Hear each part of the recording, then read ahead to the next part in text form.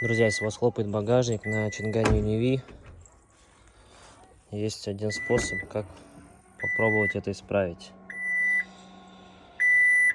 Вам нужно максимально открутить вот эти упоры, чтобы было видно 4 резьбы вот эти резиновые.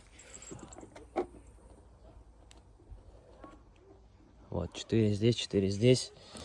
Так, это незапланированный гость у нас в видео. Проверяем. Должно стать чуть тише. Ну вот как-то так. Кому помог совет, ставьте лайк.